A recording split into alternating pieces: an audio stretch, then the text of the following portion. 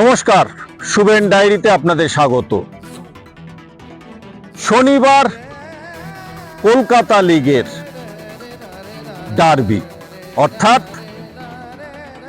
19শে জুলাই মোহনবাগান এবং ইস্টবেঙ্গল কলকাতা লিগে মুখোমুখি হবে এবং তা কল্যাণী স্টেডিয়ামে। ইতিমধ্যে কল্যাণী স্টেডিয়ামে এই ডার্বি ম্যাচ করা নিয়ে প্রশ্ন তুলল মোহনবাগান। তাদের বক্তব্য, ইস্টবেঙ্গল মোহনবাগানের মতন একটা ম্যাচ, একটা হাই ভোল্টেজ ম্যাচ কেন কল্যাণীতে? তাদের বক্তব্য ছিল এটা করা উচিত ছিল কলকাতা ময়দানে বা যুবভারতী ক্রীড়াঙ্গন। এই মোহনবাগান কর্মকর্তাদের এই বক্তব্য শুনে মাঝে মাঝে মনে হয় যে কলকাতা তথা ভারতীয় ফুটবলে ইস্টবেঙ্গল মোহনবাগান মহামেডানের অবদানের কথা মনে রেখে মাঝে মাঝে মনে হয় তারা বাস্তবের মাটিতে চলাফেরা করেন না। এই মুহূর্তে কলকাতা লিগে যে দলগুলো খেলছে, ইস্টবেঙ্গল এবং মোহনবাগানও মহামেডানও, তারা বি টিম দল নামাচ্ছে এবং এই বাস্তব সত্যটা তারা মানতে রাজি নন যে এই বি টিমের দলের খেলা দেখার জন্য সেই ডার্বি হলো লক্ষ লক্ষ মানুষ উপচে পড়বে স্টেডিয়ামে, টিকিটের হাহাকার পড়বে। তা তো নয়। এইটা আমার মতন সাধারণ সাংবাদিকের থেকে বেশি জানেন মোহনবাগানের শীর্ষকর্তারা। তবু একটা বিরোধিতা করতে হবে, সাংবাদিকদের সামনে কিছু প্রশ্ন তুলতে হবে, একটা বিতর্ক তৈরি না করলে কি করে হবে?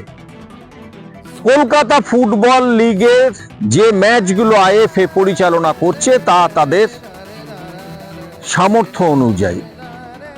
আজকে যুবভারতী ক্রীড়াঙ্গনে ডার্বি ম্যাচ করা সম্ভব নয়। ডুরান্ড ম্যাচের জন্য তারা ইতিমধ্যেই যুবভারতী ক্রীড়াঙ্গনকে রিজার্ভ রাখা হয়েছে, সেই যুবভারতী ক্রীড়াঙ্গন পাওয়া যাবে না। আর পাওয়া গেলেও ওই যুবভারতী ক্রীড়াঙ্গনে এই জুনিয়রদের নিয়ে যে কলকাতা লিগে ডার্বি ম্যাচ করার জন্য যে অর্থ প্রয়োজন, সেই অর্থটা কিন্তু মোটেই খুব সামান্য নয়। তাহলে সেই ক্ষেত্রে কল্যাণী স্টেডিয়ামে করলে আপত্তি কোথায়? অতীতে দেখা গেছে যে এই ইস্টবেঙ্গল মোহনবাগানের বি টিম নিয়ে যে ডার্বিটা হয় সেটা দেখার জন্য হয়তো সম্ভবত 10 থেকে 12,000 লোক বা 10 থেকে 12,000 সমর্থক খেলা দেখতে আসবেন। সেইটা কিন্তু কল্যাণী স্টেডিয়ামের জন্য যথেষ্ট এবং কল্যাণী স্টেডিয়ামে মাঠ নিয়ে কোনো প্রশ্ন তোলা যাবে না এবং কল্যাণী স্টেডিয়ামের সংগঠকরা এতটাই সহযোগিতা করেন সমস্ত বিষয় নিয়ে, সেই কারণে কল্যাণীতে ডার্বি করলে লাভ বই ক্ষতি নেই।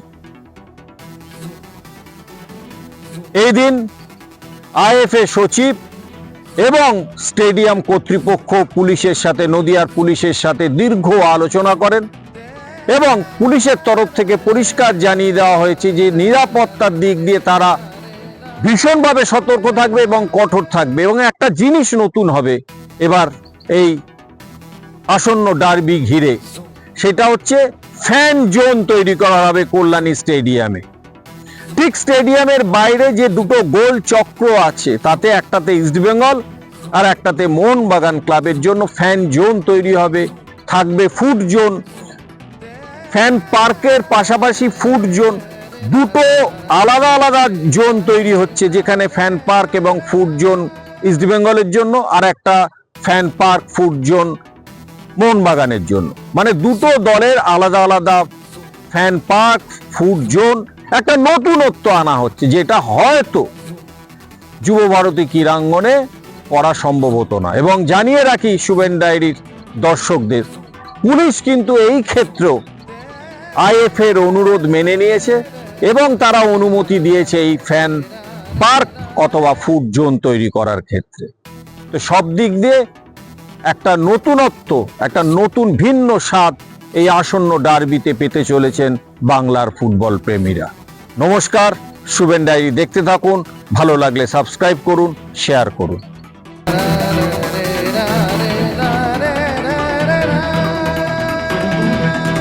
শুভেন ডায়েরি